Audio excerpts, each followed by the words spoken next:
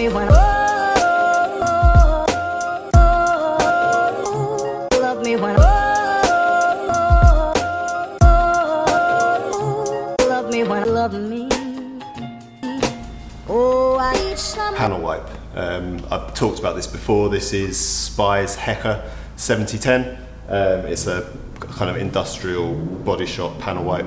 Quite difficult to get hold of now. There's only one place, I think, Clean and Shiny. Someone's revving a car up enthusiastically outside. It looks starting to look good. Spent ages polishing this morning again. Way longer than I wanted. I think it's about 2 o'clock, 20 past 2. So I've got a lot to do, probably be in tomorrow to finish off as well now, which will be Saturday, but we'll see how it goes. Panel wiping the whole car. I tend to panel wipe each panel down as I do it. I realise you can't see my head. That's better. I panel wipe down each panel when I polish it, check it over, and then at the end of the job, panel wipe the whole car down again.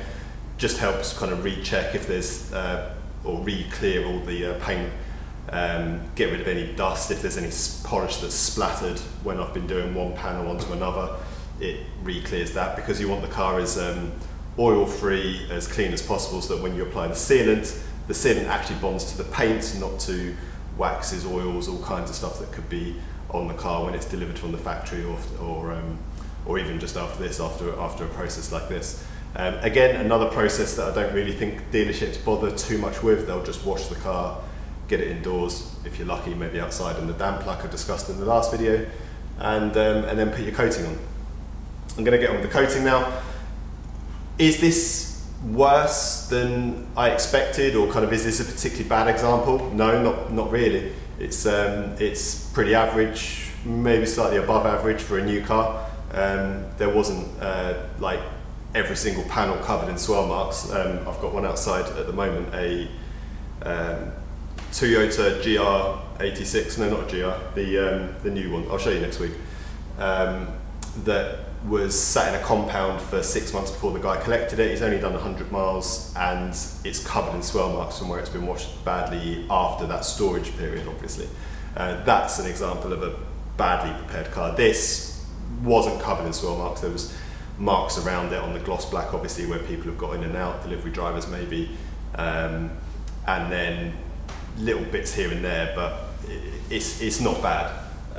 This is just a usual one for us, unfortunately. This is how long it takes. Are we going too far in a brand new car?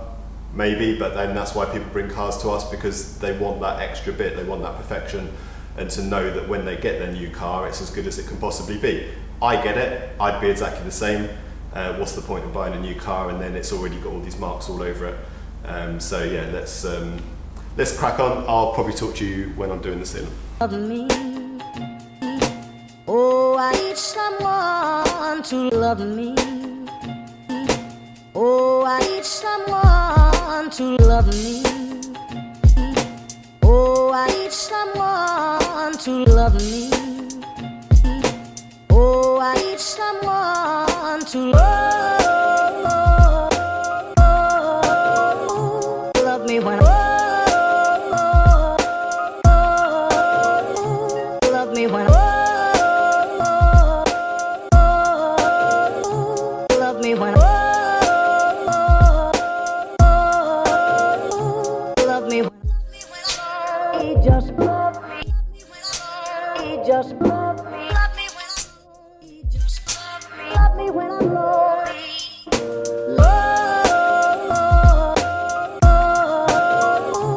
Love me when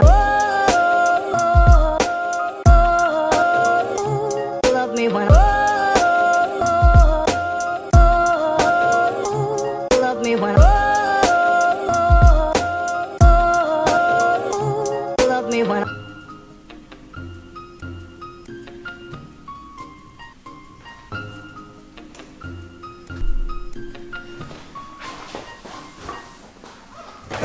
Right, evening.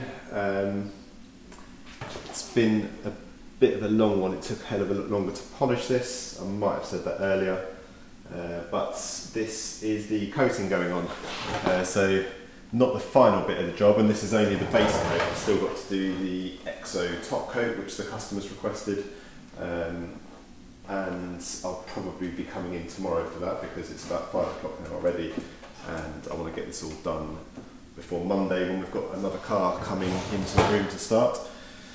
And it's a good job in a way that I uploaded the video last night, because I think this is one of those that I've so many times started to make a video and then run out of steam and not got the kind of the content at the end of the video to bother making it. So the fact I put yesterday's up has made me have to film these bits really. So that's good.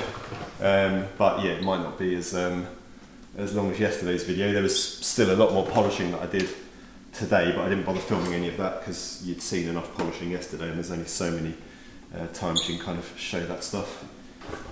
So yeah, I've shown this before. This is Crystal Serum Light. It's Gtechniq's kind of entry-level base coat.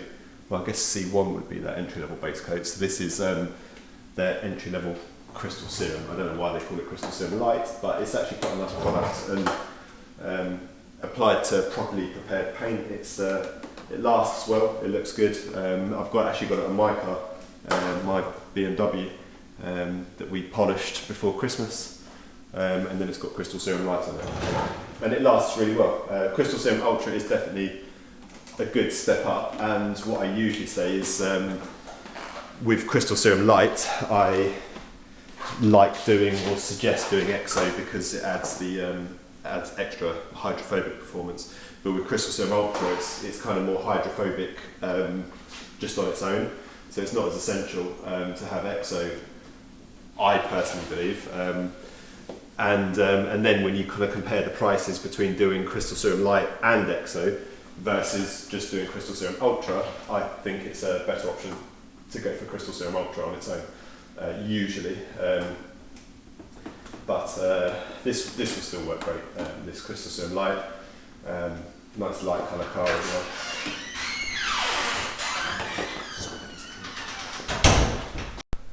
We're back. That was, is the battery good? Yeah. That was Simon, just collecting, all the way around here now. Let me just do this. Yeah, that's Simon just picking up some brakes. I've got a little Clio 172 track day car that I bought in September last year. Did a couple of track days, but then Simon that works in the workshop here has got one as well, and Jules that does the PPF, he's got one. So we've got a track day coming up at Snetterton in a couple of weeks that we're all doing together. So we're just getting the cars ready. Simon's using my old brakes. I've got some Clio 197 Brembo calipers and brakes on there now. So the ones that came on my car were good. Frodo DS111 pads and Brembo HD discs. They're fairly well kind of regarded as a decent track day pad and disc, but I've gone slightly bigger caliper, same size disc, but anyway, you don't care too much about that. This rear bumper was a nightmare to polish. There was loads of sanding marks, and I don't know if it's actually been smart repaired or not smart repaired. It's too good for that. I can't actually see where, but something had happened around here, and I'm not too sure if that bit's been painted. But there was loads of polishing lines and sanding lines up on here, sanding lines through there. The carbon, they're always messy with sanding lines and polishing marks all in these little bits, and it's just so intricate, and I was in a little bit of a bad mood that it was taking so long, so I just didn't bother getting the camera out at all this morning.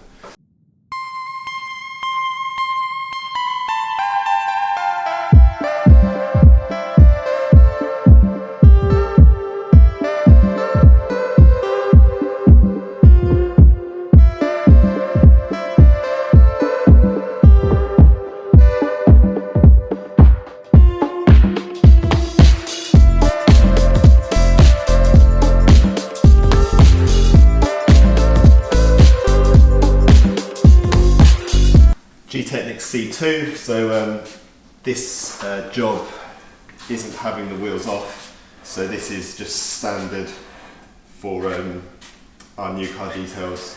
Wheels stay on the car, but because it's obviously up in the air, we can get our hand inside it nicely and give it a good wipe around and clean. So we applied Gtechniq C2 to the inner barrel and the face, gives it a bit of water repellency, a bit of protection, helps the wheel withstand brake dust, so it's a bit easier to clean, but ultimately you still need to regularly clean them. The upgrade to this is to remove the wheels and apply Gtechniq C5 to the inner barrel, the face and then the brake caliper. That's usually anything from 160 to 200 pounds.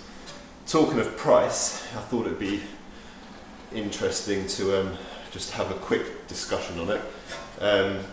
Is detailing a new car worth it? How much does it cost?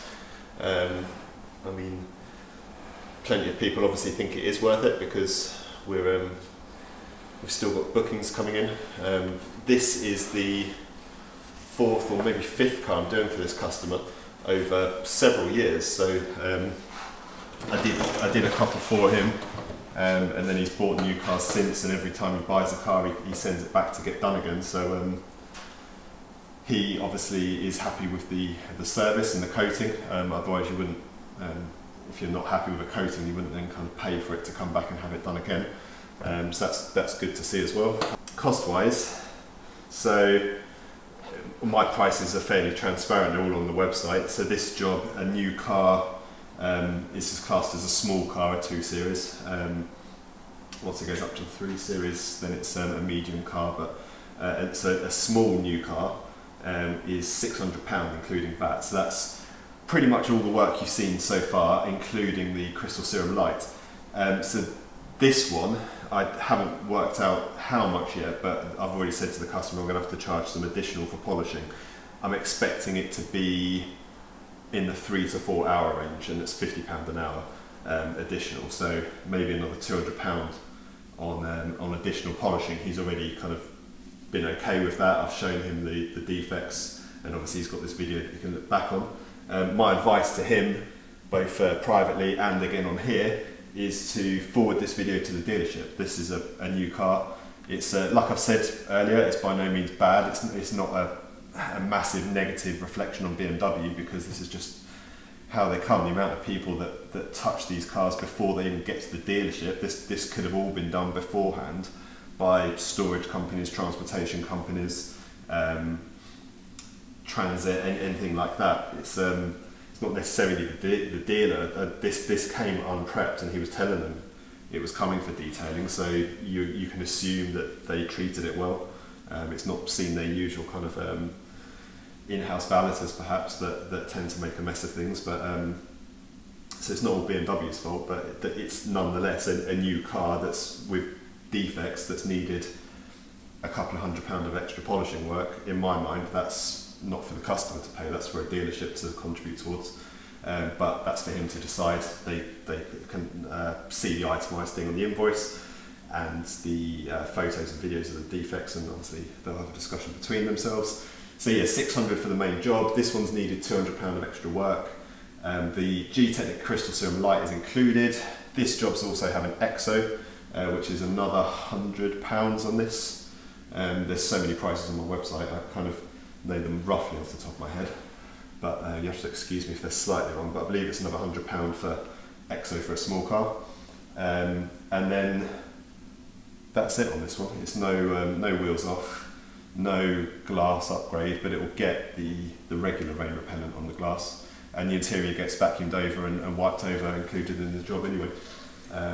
So yeah, relatively nice cheap on this, so £600-700 including the EXO, and then a couple of £100 for the extra polishing. Put that into comparison with what you'd pay at the moment at dealers for Gtechniq.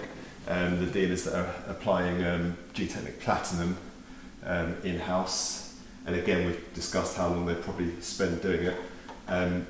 I've seen people being quoted £700-800 for the in-house job that takes 2 hours, and again, hopefully you can see the amount of time and effort that's gone into this, and you are not stupid people watching this. You will know that the dealers aren't going to put this amount of time and effort into doing a car, and it's then a similar cost to the customer. Yeah, it's hopefully a fairly no-brainer as to which one you're going to choose. I had someone this year that had a car booked in, or no, it wasn't booked in, but they were inquiring about doing the Gtechniq, and they replied in the end saying the dealer had offered them such a good deal that they're going to get the dealers to do it. Okay, I can understand that. Times are hard. Every penny counts. Even people buying £100,000 cars need to be sensible about what they spend on detailing and applying coatings. So yeah, fair play to him. I replied. I said, thanks for letting me know. Just so you know, as a customer, this is what I was saying to him. This is how much time I'll probably spend on it. Blah blah blah. But there's not much I can do. I'm not going to start discounting my work because you've seen how much work goes into it, and they get to the point where it's just not worth working for that price. I kind of go the other way and try and do videos like this and put extra time into it and show, well, this is what, okay, I'm a little bit more expensive maybe than when a dealer does an offer. I can't compete with that, but what I can compete with is the fact that I'm fairly sure that a dealer would get absolutely nowhere near the level of work and the end result that comes from that work. So yeah, that's a bit on the cost. It's not cheap. It's certainly an additional thing that once you've bought your expensive car, you've then got the option of spending a few £100 on protecting it. But yeah, it's I feel it's good value for money for what you get, and the fact that you can have all this done, have someone that really knows what they're looking at, look over the car, and know that you're starting that new car experience with a new car that hasn't got all these defects on it. I've waffled on enough about price and about dealerships, so I don't know whether I'll say any more to the camera. I'm going to get on with the other wheel. All the coating's done, apart from the EXO. I probably won't put that on this video because I want to get the final bits done, walk around video, some photos, and then I will upload this video, probably come in tomorrow and finish the EXO.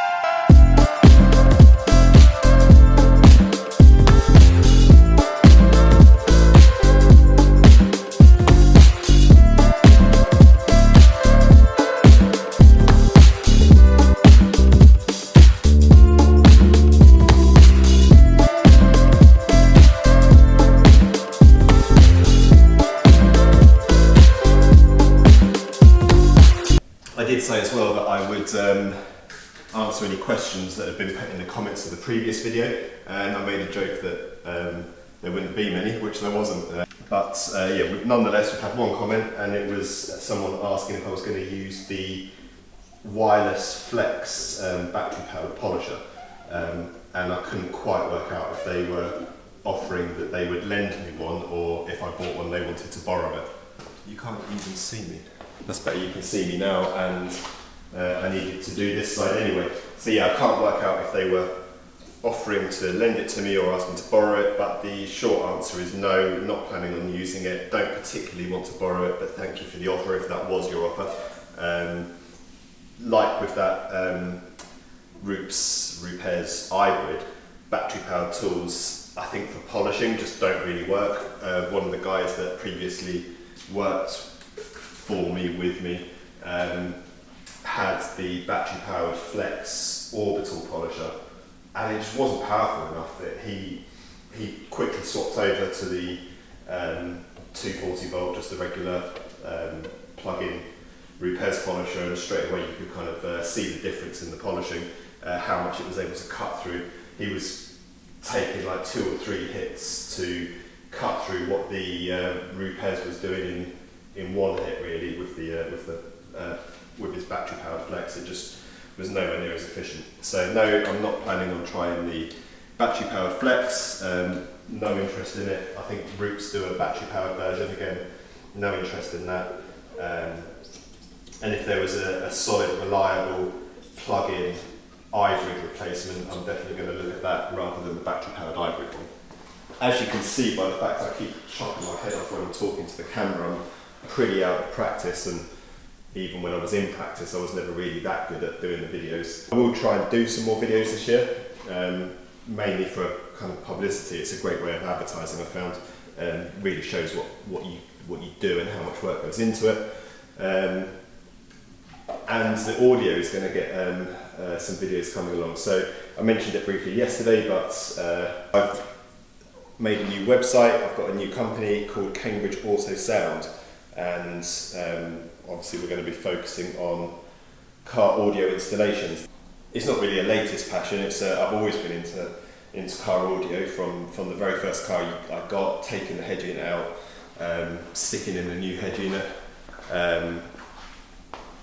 putting 6x9s on the parcel shelf and a sub in the boot, and thinking, oh yeah, this sounds great. And then, I mean, that was 20 years ago, and things evolve. And in the last car, in my current car, ironically, I haven't got a system built in it yet, but the last car was 3 amps, a digital sound processor, 10 channels of amplification, centre speaker with kind of proper algorithm doing the centre speaker, so it's not just a mix of the left and right channels, sub in the boot, but a nice kind of subtle one that's built into the side of the boot, so it's not this huge box that takes up the whole boot, and sounded phenomenal. I had plenty of people sit in it, and the equipment I used was relatively budget, low end stuff. The results that I got out of it, I was massively happy with, and yeah, everyone that sat in it loved it, including the Audison rep. He was kind of, I think he was a bit annoyed actually, because it wasn't using Audison equipment at the point that it sounded so good. The new build that I'm going to be doing is going to have the new Audison SR digital amps in. They're renowned. They get a really good write-up as being a lovely, warm-sounding digital amp. So I'm looking forward to trying those. Hopefully they'll be going in the next couple of weeks, and I'll be spending more time doing videos on that, just to again promote that side of it, show what goes in behind the scenes, because it's not just a case of old speaker out, new speaker in, let's have £1,000 please. There's an awful lot of work and time and effort that goes into preparing the panel to so that there's no resonance in there, and making sure the speaker mount's much firmer than the OEM plastic flimsy mount that they put in as standard. All of that work, then when you do put the better speaker in, it's a much better environment for it, and you get the benefits from all that work. It's a lot like detailing. It's all in the preparation. It's not just a case of getting a car in, washing it, putting the coating on, and it looking amazing. If it was that easy, then I'd be laughing. I'd have 10 detailers all working for me, and me sitting up with my feet up in the Caribbean. But it's the same with car audio. There's a hell of a lot of work that goes in behind the scenes. You've got to make sure that you know what you're doing. I feel like I've been doing it for 20 years as a hobby. I've still got a hell of a lot to learn. I'm by no means kind of going into it saying I am the best person doing it. But what I'd like to think is that in having done the detailing and done it for 17, 18 years and gained a good reputation doing that, people that come to me for the car audio will know that I'm not mucking around. I'm not just going to put out a kind of a system or an end result that isn't anything but what the best that I can do at that time. So anyway, check it out. It's called Cambridge Auto Sound. The website's very basic at the moment. There's not much on there, but it's cambridgeautosound.com. The YouTube is obviously at Cambridge Auto Sound. There's an Instagram at Cambridge Auto Sound. I'll put all the links in the description. At some point on this channel, I'll do a little introduction video showing some audio bits, but then pushing you over to that one. And I'll try not to talk too much about cross-promoting them on this channel, because this is about detailing, and I'll try and bring some more videos in the future.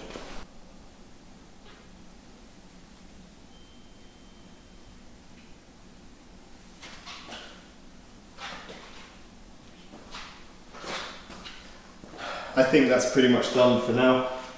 Like I say, it's not completely finished. It still needs the EXO top coat going on it, but I will do that tomorrow now because it's about 8 o'clock on a Friday night.